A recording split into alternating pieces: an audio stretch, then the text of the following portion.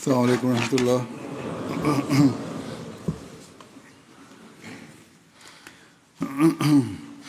اشہد ان لا الہ الا اللہ وحدہ لا شریک لہ واشہد ان محمدا عبدہ ورسولہ اما بعد فاعوذ باللہ من الشیطان الرجیم بسم اللہ الرحمن الرحیم الحمد للہ رب العالمین الرحمن الرحیم مالک یوم الدین إياك نعبد وإياك نستعين اهدنا الصراط المستقيم صراط الذين أنعمت عليهم غير المغضوب عليهم ولا الضالين۔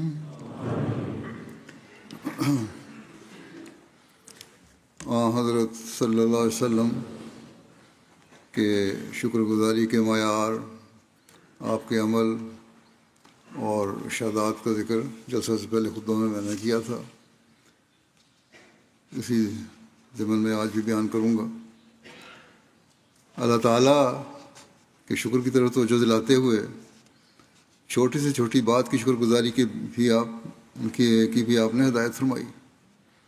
چنانچہ انس بن مالک بیان کرتے ہیں کہ رسول اللہ صلی اللہ علیہ وسلم نے فرمایا کہ اللہ اپنے بندے کی اس فعل پر خوش ہوتا ہے کہ جب وہ کوئی لقمہ کھائے تو اس پر اس کی حمد کرے، یا کوئی گھونٹ پیے تو اس پر اس کی حمد کرے۔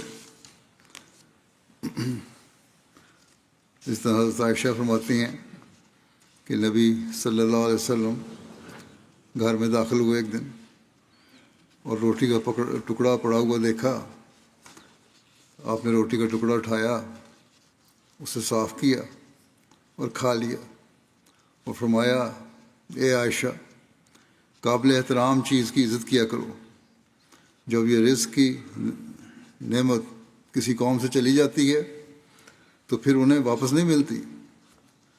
بس آپ کا یہ عمل تھا کہ خود بھی بظاہر ہر چھوٹی بات پر اللہ تعالیٰ کا شکر کرتے تھے، اس کی نعمتوں کا شکریہ ادا کرتے تھے، اپنے گھر والوں کو بھی اس کی تلقین فرماتے تھے۔ بس اگر ہمیں رزق میں برکت کی خواہش ہے تو اللہ تعالیٰ کی ہر نعمت کا شکر ادا کرنے کی ضرورت ہے۔ حضرت ابن عباس بیان کرتے ہیں کہ فتح مکہ کے دن رسول اللہ صلی اللہ علیہ وسلم اپنی چچا زاد ام ہانی بنت ابی طالب کے گھر تشریف لے گئے۔ اس وقت آپ کو بھوک لگی ہوئی تھی۔ آپ نے فرمایا کیا تمہارے پاس کھانا ہے جسے ہم کھائیں؟ انہوں نے عرض کیا سوکھی ہوئی روٹی کے ٹکڑوں کے علاوہ میرے پاس کچھ نہیں ہے، اور مجھے شرم آتی ہے کہ میں انہیں آپ کی خدمت میں پیش کروں۔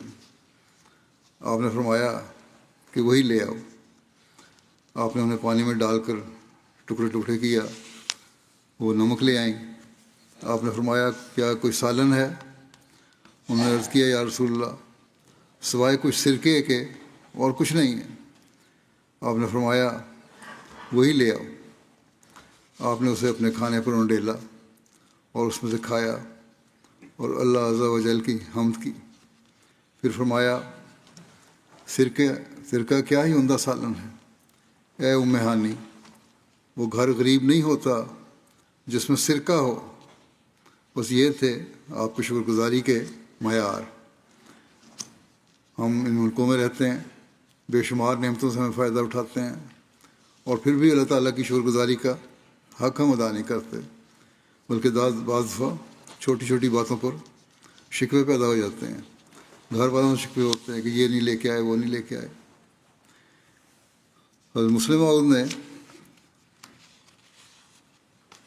ان ناشکری کرنے والوں کو نقشہ اور صحابہ کی شکر گزاری کا نقشہ بڑے مؤثر انداز میں بیان کیا ہے۔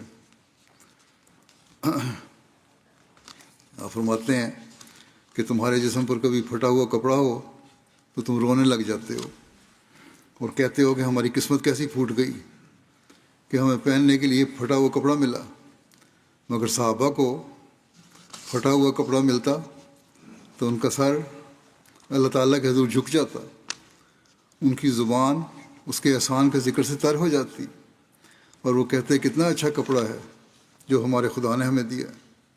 انہیں اگر سوکھی ہوئی روٹی کا ایک ٹکڑا 4 دن کے بعد ملتا تو خوشی سے ان کی آنکھوں میں چمک پیدا ہو جاتی، اور وہ کہتے الحمدللہ، خدا نے ہمیں اپنے انعام سے نوازا ہے۔ یہی وجہ ہے کہ انہیں جو فائدہ سوکھی روٹی کے ٹکڑوں نے دیا، وہ آپ افراد جماعت کو مخاطب کر کے فرماتے ہیں وہ تمہیں پلاؤ اور قورمہ بھی نہیں دیتے۔ آج جسے پلاؤ ملتا ہے وہ پلاؤ تو کھاتا جاتا ہے، مگر ساتھ ہی اس میں حسرت ہوتی ہے کہ پلاؤ کے ساتھ زردہ بھی ہوتا۔ جسے پلاؤ اور زردہ میسر آئے وہ بھی خون کے عنصر ہوتا ہے، اور کہتا ہے کہ زردے کے ساتھ پھرنی بھی ہوتی۔ جسے دال ملتی ہے وہ گوشت کے لیے روتا ہے، جسے گوشت ملتا ہے وہ چاولوں کے لیے تڑپتا ہے۔ تو جیسے 4 روٹیاں کھانے کو ملیں، اس طرح انہوں نے تفصیل بیان کی ہے آپ نے بہت تفصیل سے۔ بہرحال اور فرماتے ہیں لیکن ان صحابہ کا کیا حال تھا؟ وہاں سوکھی روٹی کا ٹکڑا بھی ملتا، صحابہ کہتے کہ ہم تو اس ٹکڑے کے بھی مستحق نہ تھے، یہ تو خدا تعالیٰ کا فضل ہے کہ اس نے یہ ٹکڑا ہمیں عنایت کیا۔ نتیجہ یہ ہوتا تھا کہ وہ روکھی روٹی کا ٹکڑا ان کے انگ لگ جاتا تھا، ان کے اندر علو ہمتی پیدا کرتا تھا، بلند ہمتی پیدا ہوتی تھی، ان کے جذبہ شکر گزاری کو اور بھی بڑھا دیتا تھا۔ فتح مکہ کے دن جس دن عرب کا مقام عمارت ختم ہوا اور رسول کریم صلی اللہ علیہ وسلم 10,000 قدوسیوں کے ساتھ مکے میں داخل ہوئے، مکے کے بڑے بڑے صنادین جن کی ساری زندگی اسلام کی دشمنی میں گزری تھی، گردن جھکائے آپ کی خدمت میں حاضر ہوئے، اور آپ نے ان کے سامنے یہ اعلان کیا کہ جاؤ، میں تمہیں کچھ نہیں کہتا، تم سب میری طرف سے آزاد ہو۔ یہ اعلان کرنے کے بعد آپ اپنے یہاں پھوپھی لکھا ہوا ہے، ہاں غلطی سے صاحب کتابت لگتا ہے یا غلطی سے بیان کیا آپ نے، حضرت ام ہانی کے گھر تشریف لے گئے، اور ام ہانی رسول اللہ صلی اللہ علیہ وسلم کی چچا زاد بہن تھیں۔ جیسے بیان ہوا ہے کہ آپ نے فرمایا کھانے کو کچھ ہے، انہوں نے کہا کھانے کو تو کچھ نہیں، اس طرح بھی بیان ہوا ہے، اگر میرے پاس ہوتا تو میں خود کھلا دیتی، سوائے ایک سوکھی روٹی کے جو کئی دن سے پڑی ہوئی ہے۔ تو آپ نے کہا اچھا وہی لے آؤ۔ جب وہ خدمت میں لے کر آئیں روٹی تو آپ نے کہا یہ بڑی اچھی روٹی ہے، اور تم یوں ہی افسردہ ہو رہی ہو کہ کھانے کو کچھ نہیں میرے گھر میں۔ پھر وہ پانی لے کے آئیں، آپ نے روٹی کو پانی میں بھگویا، اس کے بعد فرمایا سالن ہے۔ انہوں نے کہا سالن کہاں سے آنا تھا، مجھے روٹی بھی نہیں تھی، پہلے نہ میں لے آتی، تھوڑا سا سرکہ میرا پڑا ہوا میرے پاس۔ رسول اللہ صلی اللہ علیہ وسلم نے فرمایا کہ کیا اچھا سالن ہے۔ وہ اس کو لے آئیں، سرکہ لے آئیں جیسا کہ بھی بیان ہوا ہے، اور آپ نے بھگوئی اور اس کو کھانے لگے۔ آپ فرماتے ہیں کہ رسول کریم صلی اللہ علیہ وسلم نے سرکے کو بھی خدا کی نعمت سمجھا اور سوکھی روٹی اس کے کھا کر اس کے فضل کا شکر ادا کیا۔ پس در حقیقت ہاضمہ انسان کی بشاشت سے پیدا ہوتا ہے جو دل میں پیدا ہوتی ہے۔ اگر خوشی سے ایک معمولی چیز بھی کھائی جائے تو بہت زیادہ قوت پیدا کر دیتی ہے، لیکن اگر رنج سے اچھی چیز بھی کھائی جائے وہ انسان کے اندر کوئی قوت پیدا نہیں کرتی۔ اور فرماتے ہیں کہ لوگ سمجھتے ہیں کہ ہمیں زیادہ چیزیں ملنی چاہیے اور کم ملی ہیں، مگر وہ ہر چیز کے متعلق یہ سمجھتے تھے صحابہ کہ کم ملنی چاہیے تھی مگر زیادہ ملی۔ ان کی شکر گزاری کا طریقہ یہ تھا، تھوڑا سا بھی ملتا تو کہتا یہ بھی بہت زیادہ۔ اس وجہ سے ان کی ایک روٹی انہیں بھی فائدہ پہنچا دیتی تھی جو تمہیں 10 روٹیاں بھی فائدہ نہیں پہنچاتی۔ پھر فرمایا آپ نے کہ یہ اس لیے ہے کہ تم میں سے بعض نے ابھی تک ایمان کی حلاوت نہیں چکھی، تمہارے دل اس حقیقت سے قطعی طور پر بے خبر ہیں کہ تمہیں خدا نے ایک عظیم الشان روحانی کام کے لیے پیدا کیا ہے، اور جسے خدا روحانی انقلاب اور تغیر کے لیے پیدا کرے اس کے مقابلے میں دنیا کا بڑے سے بڑا بادشاہ بھی ہیچ ہے، مگر بجائے اس کے کہ تم اپنے مقام کو سمجھو اور اپنے فرائض کا صحیح احساس پیدا کرو، تمہیں نہایت ادنیٰ اور ذلیل چھوٹی چھوٹی باتوں کی طرف متوجہ ہو جاتے، تم نہایت ادلا اور ذلیل چھوٹی چھوٹی باتوں کی طرف متوجہ ہو جاتے ہو اور کہتے ہو مجھے یہ نہیں ملا، مجھے وہ نہیں ملا۔ جب تک تمہارے اندر یہ احساس پیدا نہیں ہوتا کہ تمہیں خدا نے کس غرض کے لیے پیدا کیا ہے، اور جب تک تم اپنے درجے کو نہ پہچانو اس وقت تک تم نے کام کیا کرنا ہے۔ تم کو خدا نے اس مقام پر کھڑا کیا ہے کہ تمہارا دل خوشی کی لہروں سے ہر وقت پر رہنا چاہیے اور تمہارے اندر ہر وقت بیداری اور ہوشیاری نظر آنی چاہیے۔ اگر یہ چیز تمہارے اندر پیدا ہو جائے تو فوری طور پر تم میں ایسی قوت پیدا ہو جائے گی کہ قلیل سے قلیل خوراک بھی تمہیں کام کرنے کے قابل بنا دے گی۔ بس یہ نسخہ ہے جسے عمومی طور پر تو ہر احمدی کو جن پہ کم وسائل ہیں ان کو بھی، لیکن خاص طور پر واقفین زندگی کو اپنی شکر گزاری کے معیار بڑھانے کے لیے استعمال کرنا چاہیے، اس کی بہت ضرورت ہے۔ اور اسی طرح اپنے بیوی بچوں میں بھی اس کا زیادہ سے زیادہ احساس پیدا کرنے کی ضرورت ہے، کیونکہ جس مقصد کے لیے واقفین نے اپنے آپ کو وقف کیا ہے وہ بہت عظیم مقصد ہے، اور عظیم مقصد حاصل کرنے کے لیے عظیم مقصد حاصل کرنے والوں کے نمونے ہونے چاہیے، سامنے ہونے چاہیے، ان پر عمل کرنے کی کوشش ہونی چاہیے، تبھی وہ مقصد بھی حاصل ہو سکتا ہے۔ حضرت صلی اللہ علیہ وسلم اپنے صحابہ کی خدمت پر شکر گزاری کے ساتھ انہیں کس قدر دعاؤں سے نوازتے تھے، اس بارے میں ایک روایت ہے، ابو قتادہ سے روایت ہے، کہتے ہیں کہ رسول اللہ صلی اللہ علیہ وسلم نے ہم سے خطاب فرمایا اور ارشاد کیا کہ تم اپنی ساری شام اور ساری رات چلو گے اور کل انشاءاللہ پانی تک پہنچ جاؤ گے۔ کس سفر میں تھے لوگ، اس طرح چلے کہ کوئی کسی کی طرف متوجہ نہ ہوا۔ حضرت ابو قتادہ کہتے ہیں کہ رسول اللہ صلی اللہ علیہ وسلم چلتے جاتے تھے یہاں تک کہ آدھی رات گزر گئی اور آپ کے پہلو میں تھا۔ وہ کہتے ہیں کہ رسول اللہ صلی اللہ علیہ وسلم کو اونگ آئی تو آپ اپنی سواری پر ایک طرف جھک گئے، میں آپ کے پاس گیا، میں نے آپ کو جگائے بغیر سہارا دیا یہاں تک کہ آپ ٹھیک ہو کر اپنی سواری پر بیٹھ گئے، پھر آپ چلتے گئے یہاں تک کہ اکثر رات گزر گئی، آپ پھر اونگ کے باعث اپنی سواری پر جھک گئے۔ وہ کہتے ہیں کہ میں نے پھر آپ کو بغیر جگائے سہارا دیا یہاں تک کہ آپ پھر اپنی سواری پر ٹھیک ہو کر بیٹھ گئے۔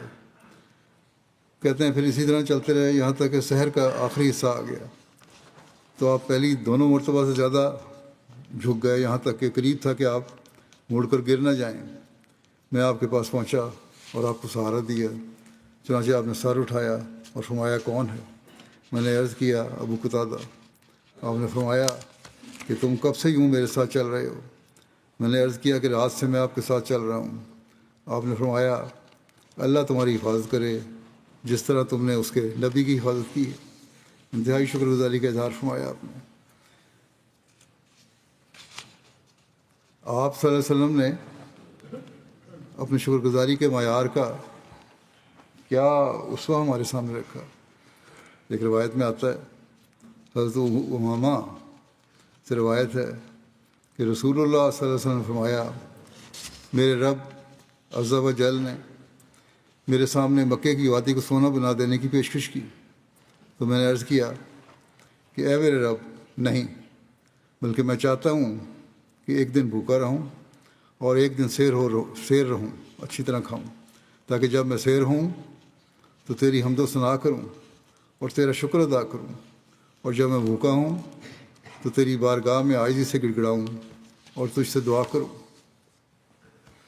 حضرت عبداللہ بن مسعود سے روایت ہے، وہ فرماتے ہیں کہ جب رسول اللہ صلی اللہ علیہ وسلم پانی نوش فرماتے تو برتن سے ہٹ کر 3 سانسوں میں پیتے تھے، ایک ہی سانس میں سارا گلاس نہیں پی لیتے تھے، بلکہ 3 سانسوں میں پیتے تھے پانی۔ ہر سانس پر اللہ کی حمد کرتے تھے اور آخری سانس کے بعد اللہ کا شکر ادا فرماتے تھے۔ جیسے آپ نے فرمایا پانی کا گھونٹ بھی لو تو شکر کرو، اس کی حمد کرو۔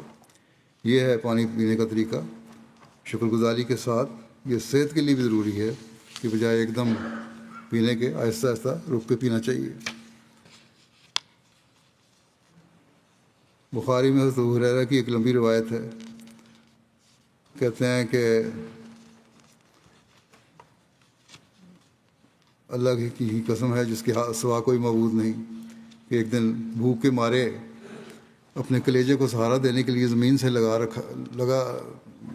میں اپنے کلیجے کو سہارا دینے کے لیے زمین سے لگا رہتا تھا، اور کبھی تو بھوک کے مارے اپنے پیٹ پر پتھر باندھ دیا کرتا تھا۔ ایک دن کی بات نہیں، کئی دنوں کی بات ہے۔ کہتے ہیں ایک دن میں لوگوں کے راستے پر بیٹھ گیا، بہت بری حالت تھی، جہاں سے وہ آتے تھے لوگ، جہاں سے حضرت ابوبکر گزرے۔ میں نے ان سے اللہ کی کتاب کی، قرآن کریم کی ایک کتاب کی ایک آیت پوچھی، غریبوں کا خیال رکھنے کے بارے میں، نام مانگنے والوں کے بارے میں، بھوکے لوگوں کے بارے میں۔ تو انہوں نے مجھے اس کا مطلب سمجھایا اور چلے گئے، اور پھر اس کے بعد پھر حضرت عمر گزرے، انہوں نے بھی اسی طرح مجھے اس کا مطلب بتایا اور چلے گئے۔ اس کے بعد حضرت صلی اللہ علیہ وسلم میرے پاس سے گزرے، اور جب آپ نے مجھے دیکھا تو آپ مسکرائے اور میرے نفس کی کیفیت جو تھی، جو میرے چہرے کی حالت تھی، وہ سمجھ گئے۔ فرمایا ابا ہر۔ میں نے کہا حاضر ہوں یا رسول اللہ۔ آپ نے فرمایا میرے پیچھے آ جاؤ۔ اب گھر چلے گئے، میں آپ کے پیچھے پیچھے چلا، آپ اندر گئے، مجھے بھی اندر جانے کی اجازت دی۔ اندر آپ کے کمرے میں دودھ کا پیالہ پڑا تھا، گھر والوں سے پوچھا کہاں سے آیا، نے بتایا کسی طرح سے تحفہ آیا۔ بہرحال فرمایا ابا ہر۔ میں نے کہا حاضر ہوں یا رسول اللہ۔ آپ نے فرمایا اہل صفہ کے پاس جاؤ اور انہیں میرے پاس لے آؤ۔ یہ وہ لوگ تھے جو اکثر بھوکے ہی رہتے تھے، یہاں باہر بھی بیٹھے رہتے تھے ہر وقت، لوگ ان کو کھانا وغیرہ اپنے لے جا کے کھلا دیا کرتے تھے۔ بہرحال آپ نے ان کو بلایا۔ کہتے ہیں مجھے ان کا یہ بلانا برا لگا۔ میں نے کہا اہل صفہ کے سامنے یہ اتنا سا دودھ کیا چیز ہے؟ میں زیادہ حقدار تھا کہ میں اس دودھ سے کچھ پیتا کہ جس سے مجھ میں طاقت آتی، اور اگر وہ آ گئے اور آپ نے مجھے حکم دیا اور کہ ان کو دو تو مجھے دینا ہی ہوگا، اور پھر مجھے تو امید نہیں ہے کہ اس دودھ سے مجھ تک کچھ پہنچے، اور اللہ اور اس کے رسول صلی اللہ علیہ وسلم کی فرمانبرداری سے کچھ چارہ نہ تھا، اس کے علاوہ کچھ چارہ نہیں تھا۔ آخر میں ان کے پاس آیا اور ان کو بلایا، وہ چلے آئے اہل صفہ اور اپنی جگہ پر بیٹھ گئے۔ آپ نے فرمایا ابو ہریرہ۔ میں نے کہا حاضر ہوں یا رسول اللہ۔ فرمایا یہ لو اور ان کو دو۔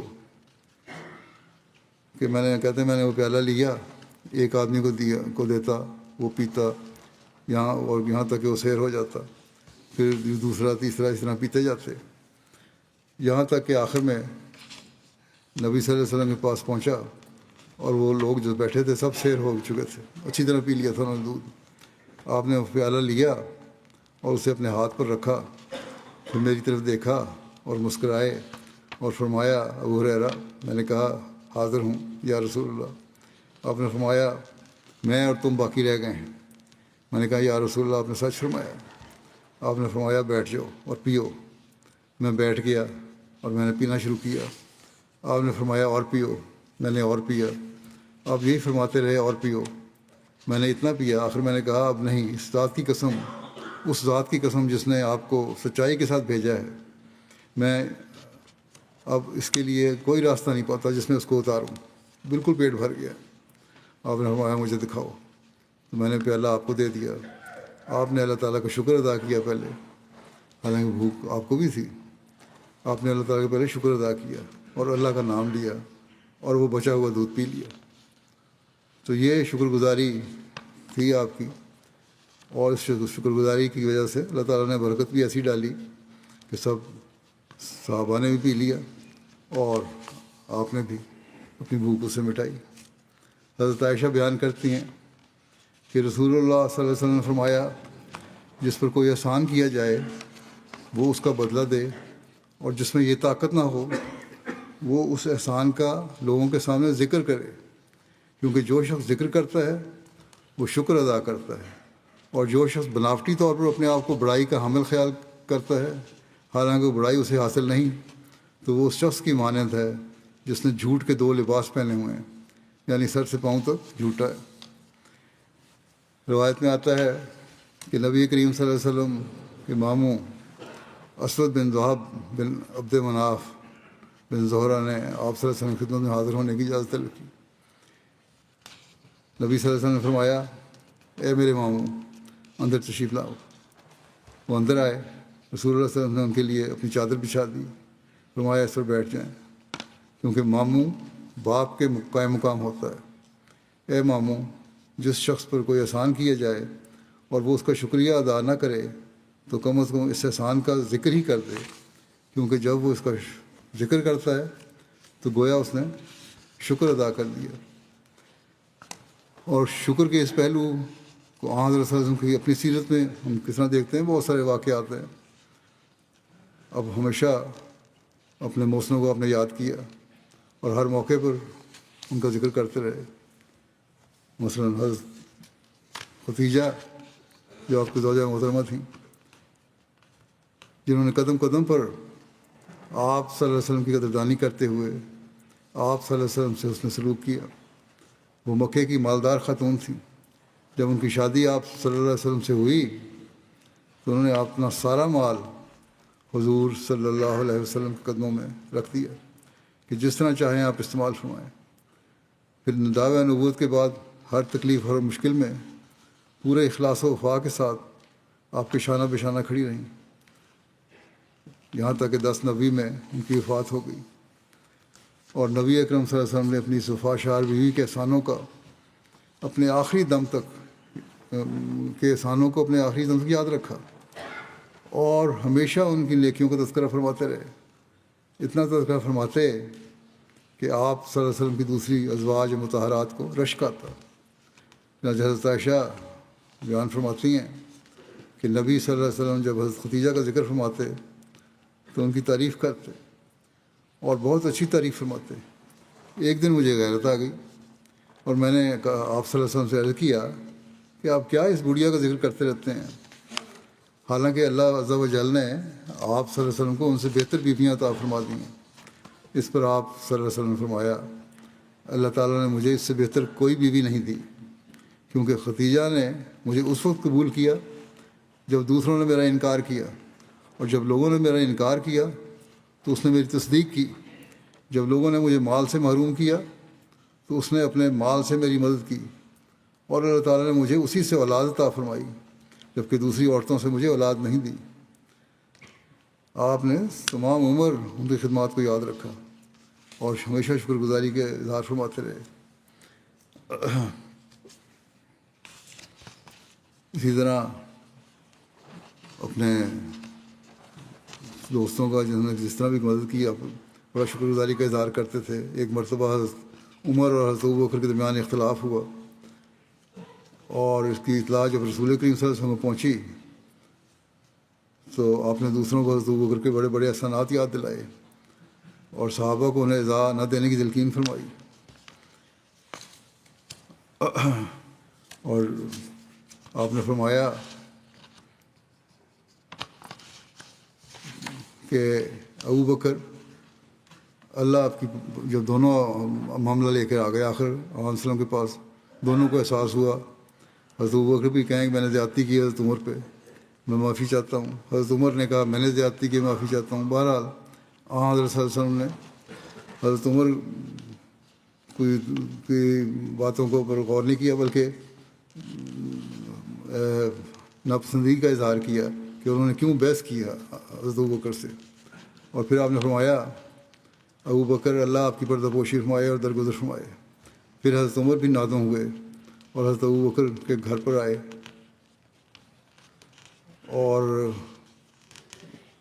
دونوں بیٹھے ہوئے تھے جب، تو آپ نے فرمایا کہ اے لوگو، اللہ نے مجھے تمہاری طرف مبعوث کیا اور تم نے کہا تو جھوٹا ہے، اور ابو بکر نے کہا سچا ہے، اور انہوں نے اپنی جان اور مال سے میرے ساتھ ہمدردی کا اظہار کیا، تو کیا تم میرے ساتھی میرے لیے چھوڑو گے بھی یا نہیں؟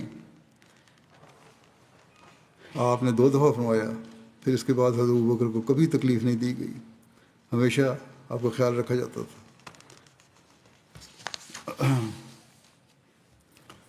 حضرت ابو سعید خدری سے روایت ہے کہ انہوں نے کہا کہ رسول اللہ صلی اللہ علیہ وسلم لوگوں سے مخاطب ہوئے اور فرمایا اللہ نے ایک بندے کو اختیار دیا ہے کہ دنیا کو پسند کرے یا اس نعمت کو پسند کرے جو اللہ کے پاس ہے، تو اس بندے نے وہ نعمت پسند کی جو اللہ کے پاس ہے۔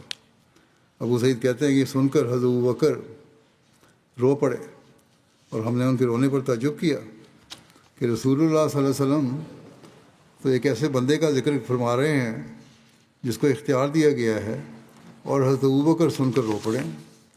در حقیقت اس سے مراد رسول اللہ صلی اللہ علیہ وسلم ہی تھے جنہیں اختیار دیا گیا تھا، اور حضرت ابو بکر کہتے ہیں کہ راوی کہتے ہیں کہ ہم صحابہ میں سب سے زیادہ اس بات کا علم رکھنے والے تھے، اس لیے آپ رو پڑے۔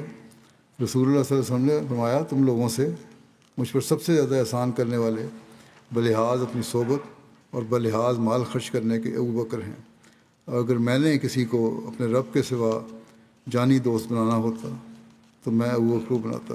ابو بکر کے رونے کی وجہ یہ تھی کہ اس بات کو سن کے ان کو خیال آ گیا تھا کہ اللہ تعالیٰ نے اب حضرت صلی اللہ علیہ وسلم کو اپنے پاس بلانا چاہتا ہے۔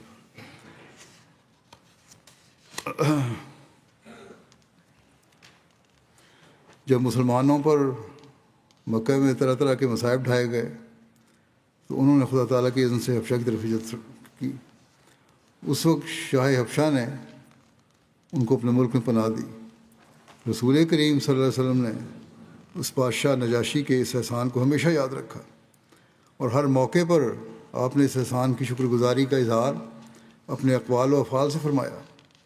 چنانچہ جب نجاشی کا وفد رسول کریم صلی اللہ علیہ وسلم کی خدمت میں حاضر ہوا تو رسول کریم صلی اللہ علیہ وسلم ان کے استقبال کے لیے کھڑے ہوئے۔ آپ کے صحابہ نے عرض کی یا رسول اللہ، ہم کافی ہیں۔ آپ نے فرمایا انہوں نے ہمارے ساتھیوں کو بڑا اکرام سے رکھا تھا، بڑی عزت کی تھی، اور میں پسند کرتا ہوں کہ ان کے اس احسان کا بدلہ خود اتاروں۔ پھر آپ نے اسی شکر گزاری کے جذبے کے تحت بادشاہ کا جنازہ غائب بھی پڑا تھا۔ چنانچہ حضرت ابو ہریرہ سے روایت ہے کہ نبی کریم صلی اللہ علیہ وسلم کو جب نجاشی کی وفات کی خبر ملی تو آپ نے اس کی نماز جنازہ غائب عطا کی، اور صحابہ نے آپ کے پیچھے صفیں بنائیں اور آپ نے اس میں 4 تکبیریں کہیں۔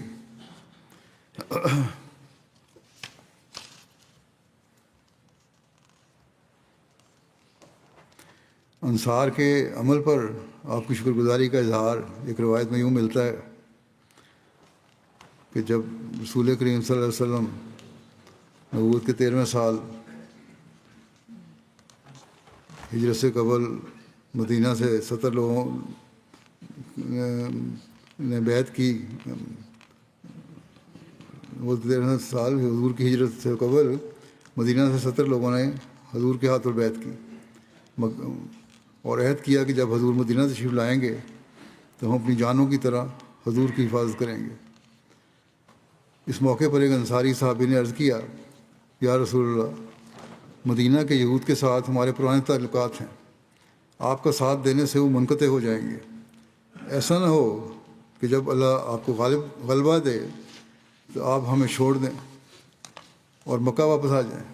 حضور نے فرمایا نہیں، یہ ایسا ہرگز نہیں ہوگا، تمہارا خون میرا خون ہوگا، تمہارے دوست میرے دوست ہوں اور تمہارے دشمن میرے دشمن ہیں۔ حضرت ابن عباس سے روایت ہے کہ نبی صلی اللہ علیہ وسلم بیت الخلاء میں گئے تو میں نے آپ کے لیے وضو کا پانی رکھا. آپ نے پوچھا یہ کس نے رکھا ہے؟ تو آپ نے بتایا. اس پر آپ صلی اللہ علیہ وسلم نے ان کو دعا دی کہ اللہم فقہ ہو فی الدین، اے اللہ اسے دین کی سمجھ دے.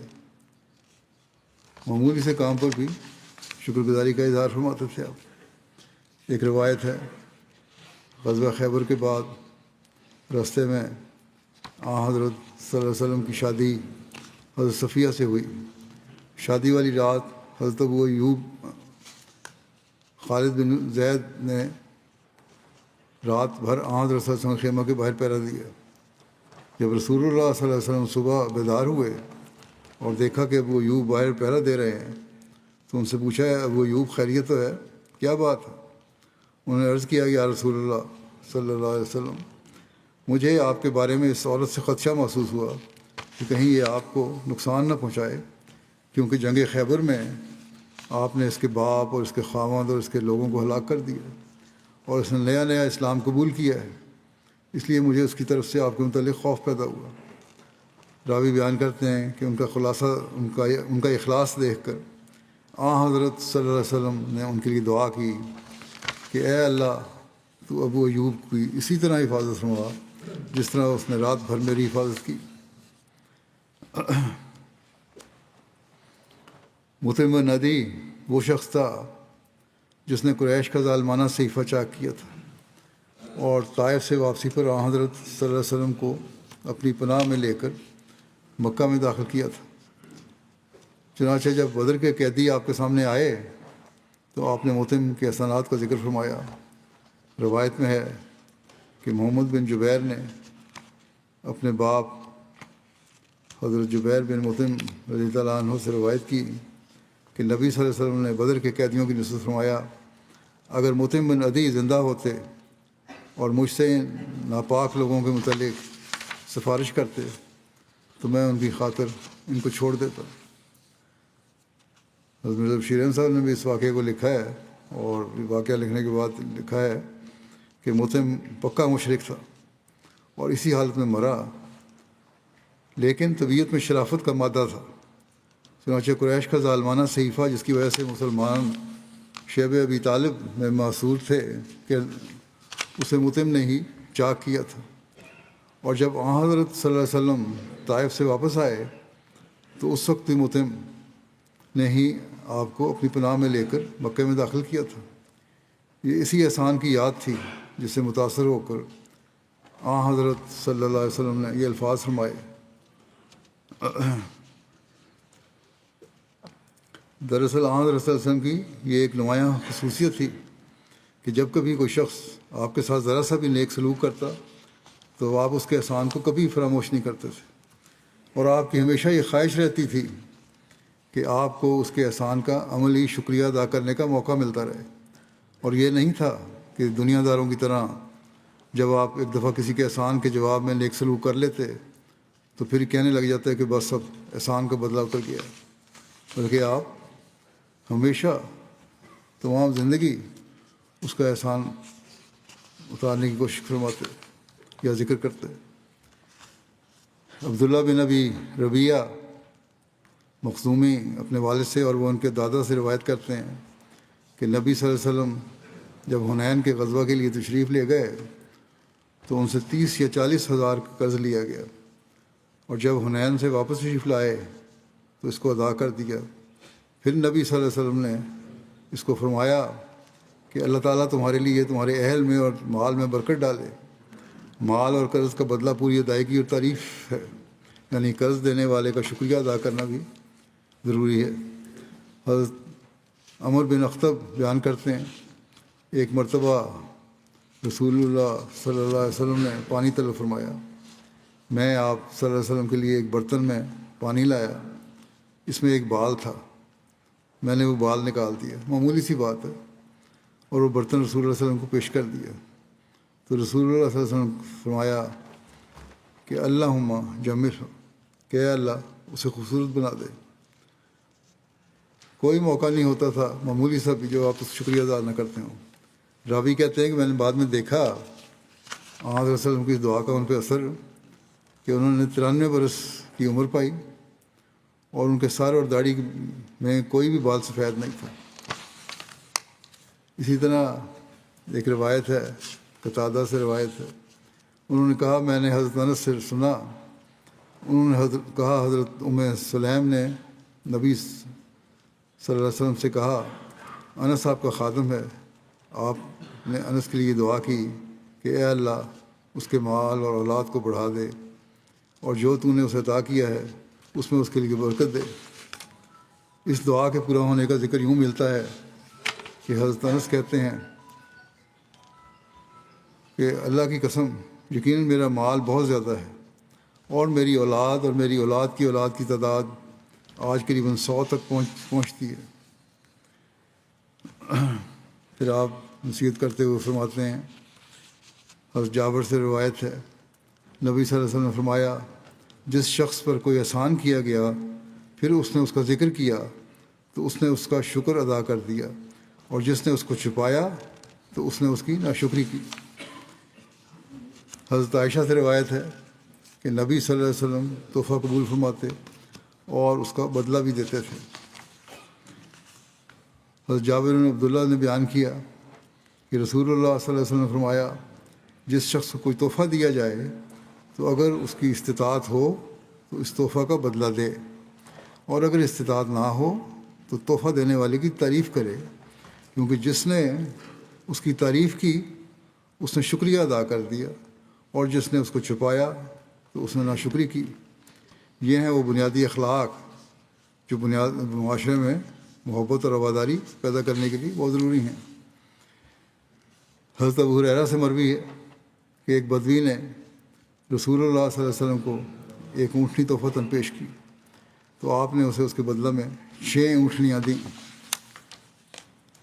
حضرت ابو ہریرہ سے مروی ہے کہ ایک شخص نبی صلی اللہ علیہ وسلم کی خدمت میں حاضر ہوا اور آپ سے مانگا، رسول اللہ صلی اللہ علیہ وسلم نے اسے نصف وسق غلہ دے کر ادھار لے کر دیا، یعنی تقریباً کوئی 80 کلو کے قریب۔ پھر ادھار دینے والے شخص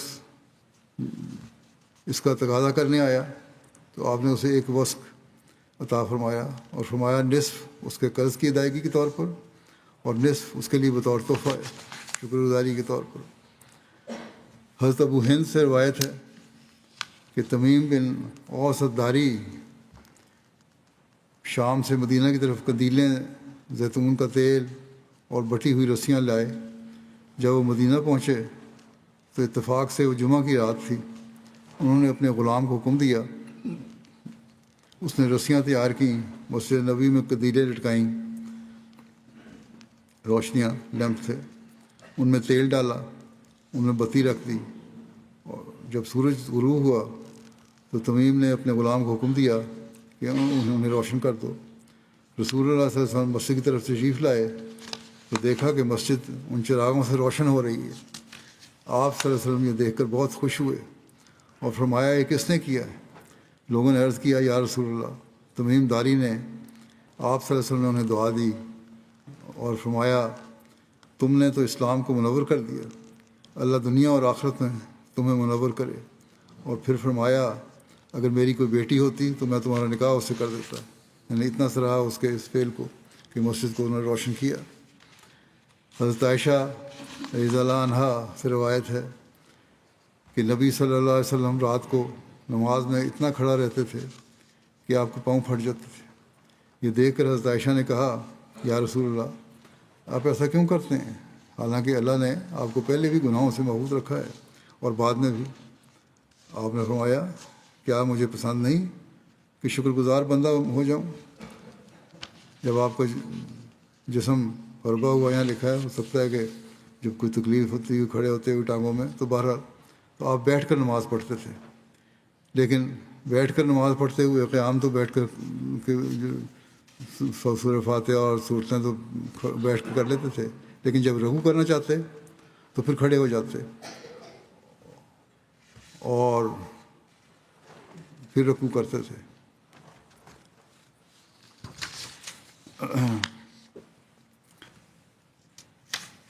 عطا روایت کرتے ہیں کہ ایک مرتبہ میں ابن عمر اور عبید اللہ بن عمر کے ساتھ حضرت عائشہ کی خدمت میں حاضر ہوا اور میں نے ام المومنین حضرت عائشہ رضی اللہ عنہا سے عرض کی کہ مجھے حضرت صلی اللہ علیہ وسلم کی کوئی عجیب ترین بات بتائی جو آپ نے رسول اللہ صلی اللہ علیہ وسلم دیکھی ہو۔ اس پر حضرت عائشہ آپ صلی اللہ علیہ وسلم کی یاد سے بےتاب ہو کر رو پڑی اور کہنے لگیں کہ حضور صلی اللہ علیہ وسلم کی ہر ادا ہی نرالی ہوتی تھی۔ کہتے ہیں ایک دفعہ کا ذکر ہے کہ حضور صلی اللہ علیہ وسلم ایک رات میرے پاس تشریف لائے، میرے ساتھ بستر میں لیٹے، آپ نے فرمایا اے عائشہ کہ آج کی رات تو مجھے اجازت دیتی ہے کہ میں اپنے رب کی عبادت کر لوں؟ میں نے کہا خدا کی قسم مجھے تو آپ کی خواہش کا احترام اور آپ کا قرب پسند ہے، میری طرف سے آپ کو اجازت ہے۔ تب آپ اٹھے اور مشکیزے سے وضو کیا، نماز کے لیے کھڑے ہو گئے اور نماز میں اس قدر روئے کہ آپ کے آنسو آپ کے سینے پر گرنے لگے۔ نماز کے بعد آپ دائیں طرف ٹیک لگا کر اس طرح بیٹھ گئے کہ آپ کا دایاں ہاتھ آپ کے دائیں رخسار کے نیچے تھا اور پھر رونا شروع کر دیا، یہاں تک کہ آپ کے آنسو زمین پر ٹپکنے لگے۔ یہاں تک کہ فجر کی اذان دینے کے بعد بلال آئے، جب انہوں نے آپ کو اس طرح گریہ وزاری کرتے ہوئے دیکھا تو کہنے لگے یا رسول اللہ آپ اتنا کیوں روتے ہیں جبکہ اللہ تعالیٰ آپ کے گزشتہ اور آئندہ ہونے والے سارے گناہ بخش چکا ہے؟ اس پر رسول اللہ صلی اللہ علیہ وسلم نے فرمایا کیا میں اللہ کا شکر گزار بندہ نہ بنوں اور میں کیوں نہ رہوں کہ آج رات میرے رب نے یہ آیات نازل کی ہیں، اور وہ آیات آل عمران کی یہ ہیں اِنَّ فِي خَلْقِ السَّمَاوَاتِ وَالْأَرْضِ وَاخْتِلَافِ اللَّيْلِ وَالنَّهَارِ لَآيَاتٍ لِأُولِي الْأَلْبَابِ الَّذِينَ يَذْكُرُونَ اللَّهَ قِيَامًا وَقُعُودًا وَعَلَى جُنُوبِهِمْ وَيَتَفَكَّرُونَ فِي خَلْقِ السَّمَاوَاتِ وَالْأَرْضِ رَبَّنَا مَا خَلَقْتَ هَٰذَا بَاطِلًا سُبْحَانَكَ فَقِنَا عَذَابَ النَّارِ۔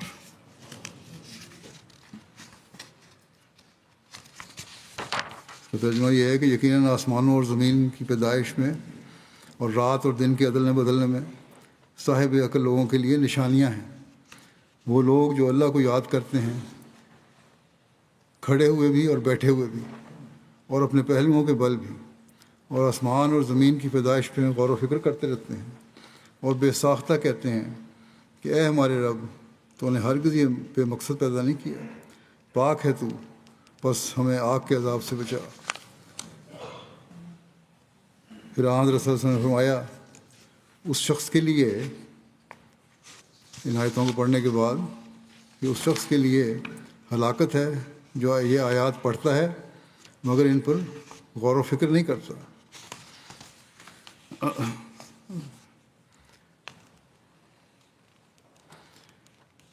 حضرت مسلم رضی اللہ عنہ اس حدیث کی وضاحت کرتے ہوئے ایک جگہ فرماتے ہیں کہ عربی کے الفاظ ادا کونا عبدن شکورہ آپ کی شکر گزاری کے بارے میں جو حدیث تھی کہ فرمایا کہ اے عائشہ کیا خدا ہی کا کام ہے کہ وہ محسن بنے، بندے کا کام نہیں کہ وہ اپنی ذمہ داریوں کو ادا کرے؟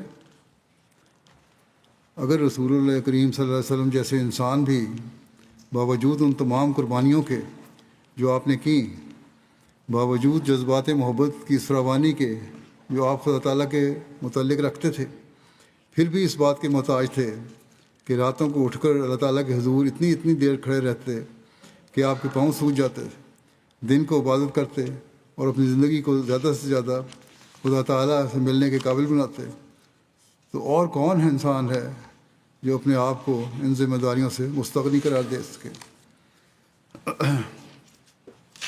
حضرت مسیح علیہ السلام بھی اس بارے میں فرماتے ہیں کہ حضرت صلی اللہ علیہ وسلم نمازوں میں اس قدر روتے اور قیام کرتے کہ آپ کے پاؤں پر برم ہو جاتا۔ صحابہ نے عرض کی کہ خدا تعالیٰ نے آپ کے تمام گناہ بخش دیے ہیں، پھر اس قدر مشقت اور رونے کی کیا وجہ ہے؟ فرمایا کیا میں خدا کا شکر گزار بندہ نہ بنوں؟ یہ حالت حضرت صلی اللہ علیہ وسلم کی ہم سے تقاضا کرتی ہے کہ ہم اللہ تعالیٰ کی نعمتوں کو شکر گزار ہوتے ہوئے اپنی شکر گزاری کو انتہا تک پہنچائیں۔ شکر گزاری بیٹھ جانے کا نام نہیں، شکر گزاری عمل میں مزید ترقی چاہتی ہے۔ حضرت صلی اللہ علیہ وسلم تقویٰ کے اعلیٰ ترین معیار پر تھے، اس لیے آپ نے عبد شکور ہونے کا بھی اعلیٰ ترین معیار حاصل کیا، اور ساتھ ہمیں تلقین فرمائی کہ تم بھی عبد شکور بنو اگر اللہ تعالیٰ کے حقیقی عبد ہونے کا حق ادا کرنا ہے۔ جوں جوں اللہ تعالیٰ تمہارے پر فضل نازل فرماتا ہے، اتنا ہی عبادت کے معیار اونچے کرو اور شکر گزاری کرو۔ خدا تعالیٰ کے فضلوں کے نتیجے میں سستی نہیں ہونی چاہیے، بلکہ عبادت اور شکر گزاری میں آگے سے آگے بڑھنا چاہیے۔ بس جب تک ہم اس نسخے پر عمل کریں گے، ہم ترقی کی منازل کو طے کرتے جائیں گے، انفرادی طور پر بھی اور اجتماعی طور پر بھی انشاءاللہ۔ حضرت مسلم موعود نے اس کی آگے وضاحت میں ایک جگہ یہ بھی فرمایا کہ نادان ہے وہ شخص جس نے کہا کرم ہائے تمہارا کرد گستاخ۔ فارسی کا مصرع ہے کہ تیرے کرم ہی ہیں جنہوں نے مجھے گستاخ بنا دیا ہے۔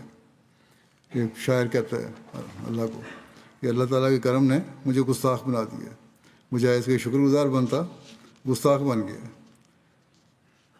کیونکہ خدا کے فضل انسان کو گستاخ نہیں بنایا کرتے، یہ تو غلط کہتا ہے وہ، اور سرکش نہیں بنایا کرتے، بلکہ اور زیادہ شکر گزار اور فرما بردار بناتے ہیں۔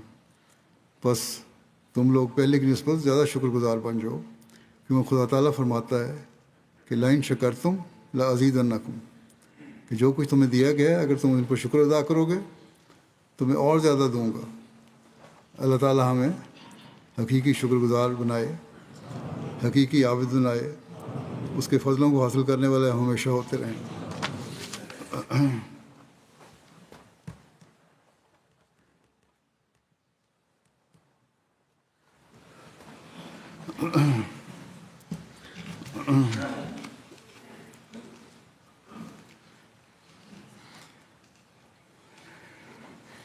الحمد لله نحمده ونستعينه ونستغفره ونؤمن به ونتوكل عليه ونعوذ بالله من شرور أنفسنا ومن سيئات أعمالنا من يهده الله فلا مضل له ومن يضلله فلا هادي له ونشهد أن لا إله إلا الله ونشهد أن محمدا عبده ورسوله عباد الله رحمكم الله إن الله يأمر بالعدل والإحسان وإيتاء ذي القربى وينهى عن الفحشاء والمنكر والبغي يعظكم لعلكم تذكرون اذكروا الله يذكركم وادعوه يستجب لكم ولذكر الله أكبر